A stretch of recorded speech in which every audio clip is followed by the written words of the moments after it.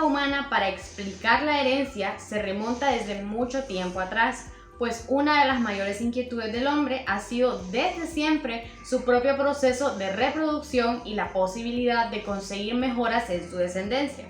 A continuación abordaremos los mayores hitos en el desarrollo de la genética, desde lo más fundamental como los aspectos básicos de su filosofía, los descubrimientos que cambiaron por completo la composición de la humanidad hasta llegar a las grandes promesas que plantea en la actualidad.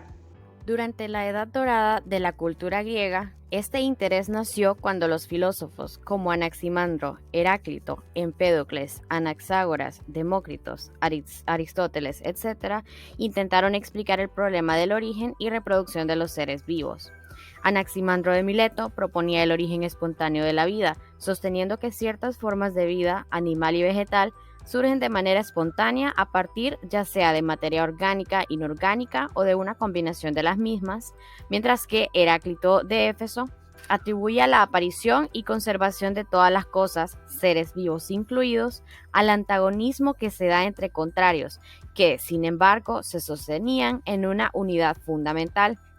Empédocles de Agrigento creía que la vida se organizaba a partir del limo o barro calentado por un fuego interior que daría origen a segmentos de seres vivos y órganos dispersos.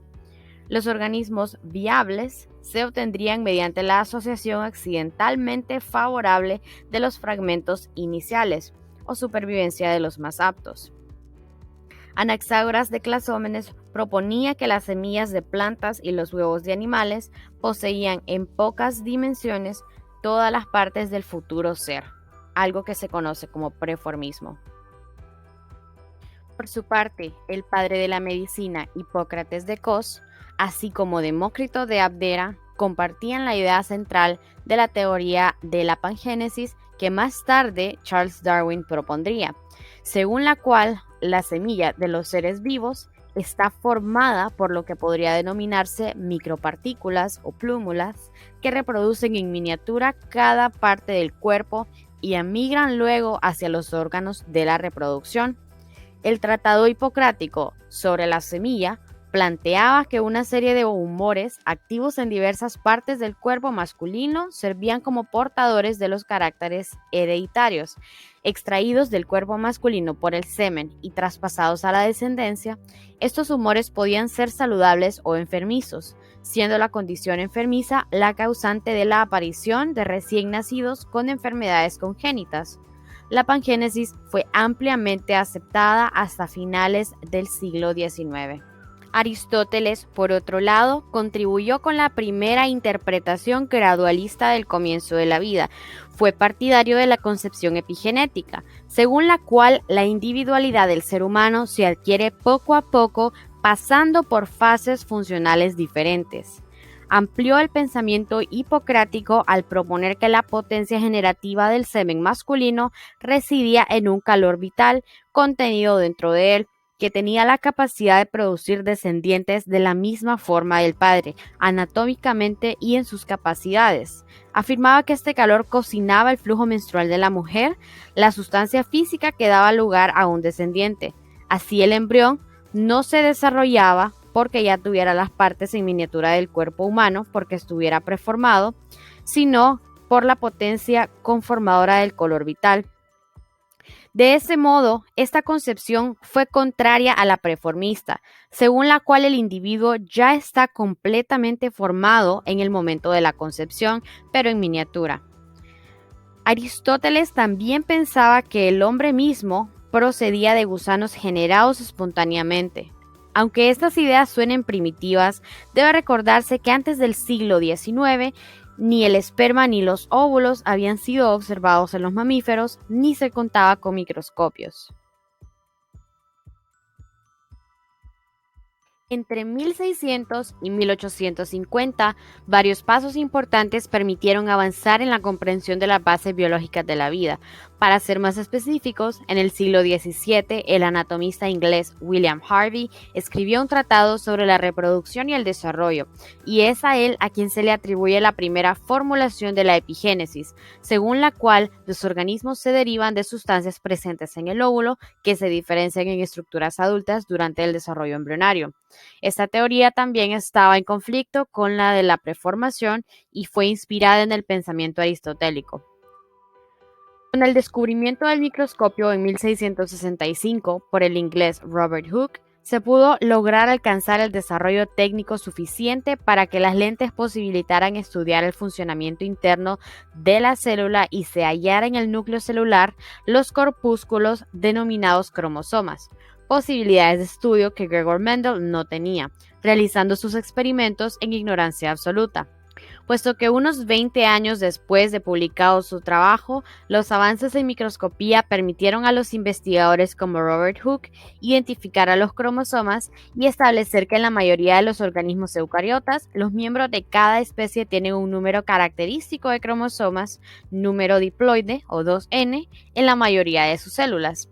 Además, Hooke fue quien empleó la palabra célula en su significado original, que es celda, pequeña cámara para alojar un monje o un prisionero. Para el año 1827, Giovanni Battista Amici introduce importantes mejoras técnicas en el microscopio, avances que facilitaron el camino hacia la universalidad de la teoría celular. En 1838, Matthias Leiden planteó que todos los tejidos vegetales están formados por células, teoría que en 1839 extrapoló Theodor Schwann a los tejidos animales, aunque ambos trabajaron de forma independiente. Así, la teoría celular afirma que todos los organismos están compuestos de unidades básicas denominadas células, que se derivan de unidades similares preexistentes. Junto a la de la evolución de Darwin, ambas teorías fijaron las bases para explicar las causas de la diversidad biológica. Con estos valiosos aportes, poco a poco se iba acercando el descubrimiento que revelaría la naturaleza humana, el ADN. Por su parte, la idea de la generación espontánea, que es la creación de organismos a partir de componentes no vivos, fue refutada por Louis Pasteur más tarde ese mismo siglo, en 1864. Pasteur utilizó frascos con forma de cisne que permitían la entrada del oxígeno necesario para la vida, pero que atrapaban los microorganismos en sus curvaturas, con lo que se impedía que estos contaminaran el contenido de los frascos. Así demostró que si hervía el líquido del frasco para matar los microorganismos presentes y dejaba intacto el cuello del frasco, no aparecía ningún microorganismo en el contenido. De esa forma, fue como Pasteur refutó la teoría de la generación espontánea, siendo entonces aceptado que los organismos vivos derivan únicamente de organismos vivos preexistentes que están compuestos por células. Algunos de sus frascos, aún estériles, siguen en exhibición hoy en día. Para 1859, Charles Darwin publicó la formulación de la teoría de la evolución en su libro El origen de las especies, donde plantea que las especies actuales surgieron como modificaciones de especies preexistentes. Su pensamiento culminó en la formulación de la teoría de la selección natural, que alude a la lucha por la supervivencia entre los descendientes de las diversas especies, en vista de la falta de alimento en el entorno. De igual forma, en la década de 1850, Gregor Mendel, un monje agustino, realizó una serie de experimentos con plantas de guisante, con los que demostró que los caracteres pasan de padres a hijos de una manera predecible. Concluyó que cada carácter de la planta está controlado por una pareja de genes y que durante la formación de los gametos los miembros de cada pareja de genes se separan de uno del otro. Su trabajo fue publicado en 1866, sin embargo, debido a que hizo sus investigaciones con una ignorancia absoluta de las bases materiales de la herencia, sus denominados factores mendelianos fueron considerados como especulaciones sin bases materiales creíbles. No sería sino hasta principios del siglo XX, en marzo del año 1900, que 3 científicos reconocerían la preeminencia del trabajo de Gregorio Mendel, que proporcionaría las bases para interpretar la propuesta de Darwin, constituyendo además la base de la genética, que se define como la rama de la biología que trata del estudio de la herencia y de la variación. Gradualmente, quedó claro que la variación heredada depende de la información genética que reside en una serie de genes que están contenidos en los cromosomas. Aún en el siglo XIX, Friedrich Mitscher aisló por primera vez los ácidos nucleicos, específicamente en el año 1869. 10 años después, en 1879, Walter Fleming encontró en el núcleo de la célula unas estructuras filamentosas que se teñían con facilidad durante el proceso de división celular y a estas las llamó cromatina. Después de 1888, los filamentos de cromatina pasaron a llamarse cromosomas. Para los años 1880 ya se había observado y descrito el fenómeno de la mitosis, por el cual se originan de una célula madre dos células hijas, es decir, los cromosomas se copian y se distribuyen de tal manera que cada una de las dos células hijas resultantes recibe una dotación diploide de cromosomas. La meiosis, por otro lado, está asociada con la producción de gametos, de forma tal que las células que se producen mediante este proceso reciben solo un cromosoma por cada pareja de cromosomas y solo un gen por cada pareja de gen, por lo que el número resultante de cromosomas y de genes es haploide. Esta reducción de cromosomas es esencial para que los descendientes mantengan constante el número de cromosomas de su especie respectiva.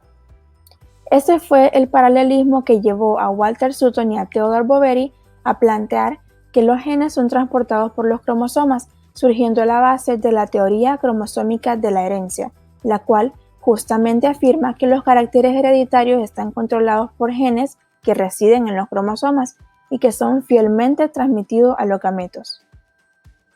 En 1902, Walter Sutton encontró que de cada par de cromosomas que se apareaban durante el proceso de meiosis, uno debería ser de origen paterno y el otro de origen materno, aunque ambos se habían copiado por mitosis incontables veces a partir del óvulo fecundado del cual procedía el organismo.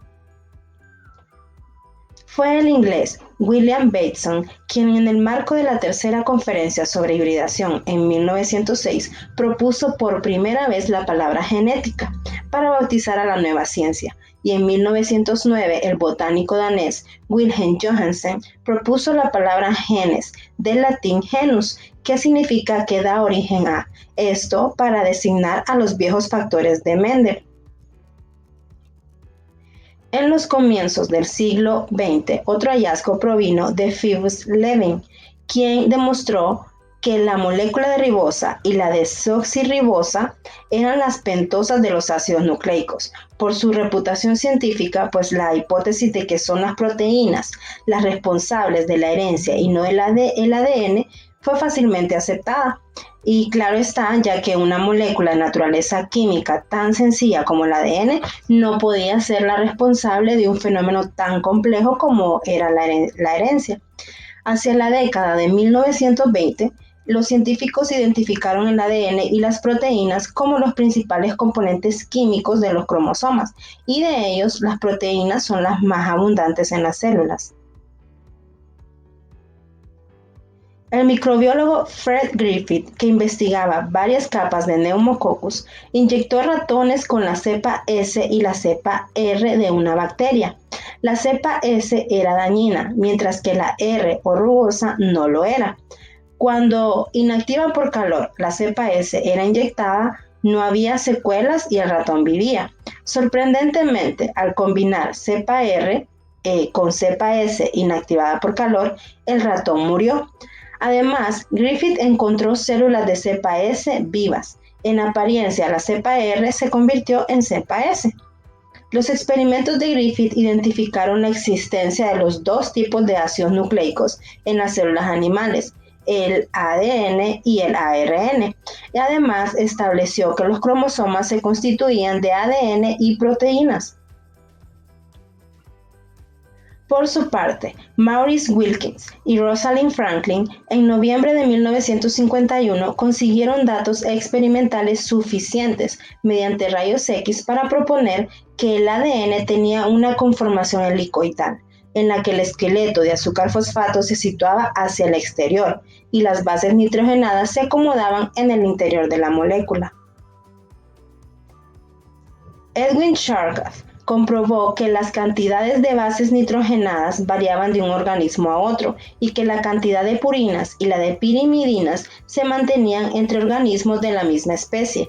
Es decir, Chargaff estableció que con carácter universal la cantidad total de purinas, o sea, adenina más guanina del ADN siempre es igual a la de pirimidinas, citosina más timina. Estas, pues las llamadas proporciones de Chargaff, habrían de ser una de las llaves que permitiría más adelante abrir el arca donde se encerraba el misterio de la doble hélice. El derrumbe definitivo de la teoría, que protegía la función hereditaria de las proteínas, lo propinó el preciso experimento de Alfred Hershey y Martha Chase, los cuales estudiaban el ciclo de vida de los bacteriófagos o fagos. Son los virus que atacan a las bacterias. Como todos los virus, estos poseen una cubierta proteínica que rodea su núcleo de ADN. Durante la infección a la bacteria, la cubierta proteínica del virus quedaba en el experimento fuera de la célula bacteriana, mientras que el ADN sí entraba en la célula y dirigía la síntesis de más fagos. Así fue que se evidenció que el ADN transporta información genética y que es el material genético y no las proteínas. Varios de los experimentos establecieron claramente las funciones independientes de la proteína y del ácido nucleico del fago. Durante el proceso de reproducción asociado a la célula bacteriana, Hershey y Chase sabían, de acuerdo con los datos existentes, que los fagos T2 estaban formados aproximadamente por un 50% de proteína y un 50% de ADN. Que la infección se iniciaba por la absorción del fago a la célula bacteriana gracias a las fibras de su cola y que la producción de nuevos virus tenía lugar dentro de la célula bacteriana. Otro de los más grandes hallazgos del siglo XX se produjo en 1953, cuando James Watson y Francis Crick establecieron que las dos cadenas del ADN son exactamente complementarias entre sí, de forma que los peldaños de la escalera están siempre compuestos por parejas de bases, adenina-timina o guanina-citosina, en una estructura helicoidal doble. El ARN, por su parte, es otro ácido nucleico que se caracteriza por tener el azúcar ribosa en sus nucleótidos, y la base nitrogenada uracilo está en lugar de la timina. Además, en contraste con la doble hélice que conforma el ADN, el ARN se compone generalmente de una cadena sencilla. En su interacción, el ADN fabrica ARN, que en la mayoría de las ocasiones fabrica proteínas, que a su vez sirven de base para todas las funciones biológicas. Cada porción de ADN que codifica da el orden para formar una proteína que se llama gen, y al conjunto de la información genética, pues, de un individuo es lo que conocemos hoy en día como genoma. La elaboración de este modelo de doble hélice de Watson y Crick fue así el hito que marcó el cambio de visión de la herencia y del ADN como estructura que revela la naturaleza humana. Bueno, buenos días, buenas noches, buenas tardes, dependiendo de la hora que lo vean. Mi nombre es Ricardo Andrés Hernández Paredes y les voy a hablar de la era del ADN recombinante o recombinado que empezó a los principios de los 70. ¿Qué tal? Como mencioné, lo que procede es la era del ADN recombinante que comenzó en la década de los 70. Esto comenzó cuando se descubrió que con enzimas de restricción se podía cortar el ADN. Se puede cortar en secuencias nucleotídicas específicas, o sea, dando lugar a fragmentos del ADN y reproducirlo. Y este avance preparó el camino para establecer colecciones de clones que representarían el genoma de un organismo. Y pues esto fue la base para el desarrollo de la clonación del ADN. Como vemos a la izquierda, lo que ocurre en la clonación es que un vector y un fragmento de ADN que son producidos, aquí hay un paso adelante que no se muestra, que son producidos con una enzima de restricción, o sea, al cortar el ADN, ¿verdad? Y estos se unen para producir una molécula de ADN recombinante. Y este se transfiere a una bacteria, en donde se clona produciendo muchas copias por replicación de la molécula recombinante y por división de la bacteria. Y aparte, algo que también se descubrió por fechas de la época fue la expresión génica, ¿okay? Donde consiste la transcripción del ADN al ARN mensajero, y posteriormente la traducción con ayuda de un ribosoma y en una proteína de abajo. Eso es la expresión génica, no genética, génica, que va entrelazado con genes. Y bueno, años más tarde, con estos par de descubrimientos, lo que se formó fue el proyecto Genoma Humano, que específicamente en los años 90, que se creó con el objetivo fundamental de determinar la secuencia de pares de base químicas que componían el ADN, e identificarlos y cartografiar el genoma humano desde el punto de vista físico y funcional. Entonces, se unieron varios países para financiar estos experimentos, se podría decir, estos descubrimientos. Y de esta forma no fue hasta el año 2000, 10 años después de su creación, que el conocimiento de la estructura del ADN alcanzó su máximo esplendor, o sea, tras la descodificación casi completa del genoma humano. ¿Sí? Y bueno, hasta este punto podemos resumir que todos los... Bueno, hasta este punto del experimento, hasta esta realidad, a la actualidad, podemos resumir que todos los seres vivos utilizan el mismo lenguaje de 4 letras para transportar información genética, o sea, adenina, guanina, timina y citosina. Todos usan el mismo lenguaje de 20 letras para elaborar sus proteínas de 20 aminoácidos, y todos emplean el mismo diccionario para traducir de un lenguaje a otro. Y bueno, la información genética está expositada en el ADN, ¿verdad? Que después transcripto después traducido a ARN mensajero, después a un ribosoma, ¿verdad? Y todo, el cual tiene características específicas, o sea, el ADN tiene una estabilidad y condiciones de codificación que garantizan su permanencia. Desde que nace hasta que muere. Bueno, este actúa de forma dinámica determinando 4 cosas: qué tipo de reacción química debe realizarse, en qué medida o cantidad, en qué momento, en qué lugar del espacio debe tener lugar. O sea, esto es totalmente fisiológico. Aquí vemos que en un momento un niño de 7 años no va a entrar a la pubertad a los 7 años, ¿verdad? O sea, esto determina bastante cosas que son totalmente fisiológicas. Pero bueno, ya en otras palabras, ya en un sentido biológico, la información genética se traduce en los hechos e instrucciones, o sea, es un manual o una guía de los procesos químicos que apuntan al desarrollo de un ser vivo. ¿Okay? La ADN tiene una función fisiológica. Bueno, y como dice acá, algo que cabe resaltar es que aunque todos los seres vivos poseen un mismo código genético, cada especie tiene una información genética que le es particular, distinta en el mundo natural, lo que le permite la reproducción dentro de la misma especie e impide a la vez la irrupción de una especie por otra, mantener unas barreras naturales. O sea, la única manera que puede cambiar una especie es evolucionando, no mezclándola, no mezclando un conejo con una rata. ¿Me explico? Esas son las barreras naturales.